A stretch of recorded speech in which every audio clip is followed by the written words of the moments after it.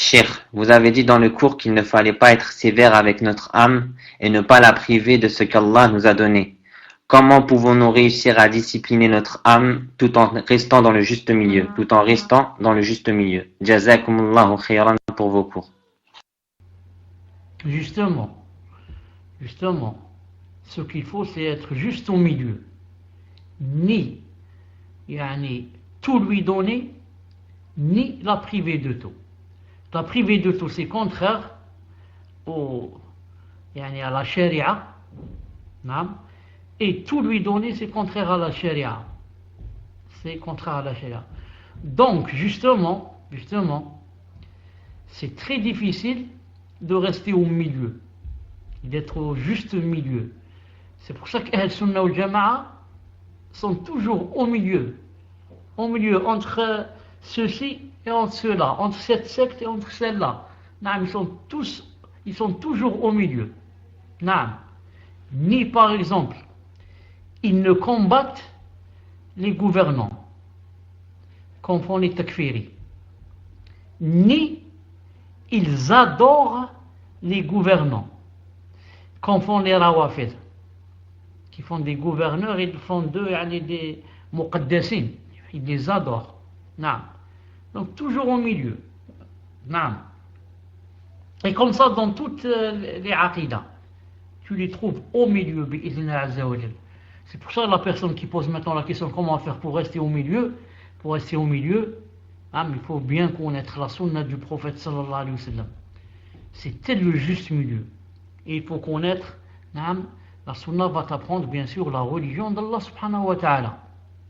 La vraie religion d'Allah subhanahu wa ta'ala, c'est le juste milieu.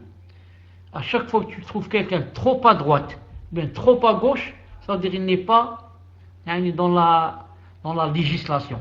Il s'est éloigné en allant soit beaucoup à droite, soit beaucoup à gauche. C'est pour ça qu'on dit les savants, comme dit Ibn al-Qayyim et d'autres, Ibn Taymiyyah, ils disent le shaitan, c'est pas intéressant pour lui, son but ce n'est pas que, par exemple, tu dévies en délaissant par exemple les adorations. Non. Mais comme dit Ibn al-Qayyim, il dit le shaitan, il a comme un museau de chien, un nez comme ça long. Il a dit, il le met comme ça sur le cœur de la personne, et il commence à flairer, il commence comme ça à sentir. Il a dit, et il essaie de sentir, de flairer cette personne-là. Elle penche beaucoup vers quoi? Vers le fait de délaisser les adorations par exemple, ou le fait d'en faire beaucoup. Il a dit, il regarde. S'il trouve que cette personne fait beaucoup d'adoration, il a dit, qu'est-ce qu'il fait? Il l'encourage davantage, jusqu'à ce qu'il en fasse beaucoup, jusqu'à ce qu'il n'en puisse plus faire. Donc c'est pas le shaitan, il vient te dire seulement, il ne faut pas adorer Allah subhanahu wa ta'ala, il ne faut pas prier.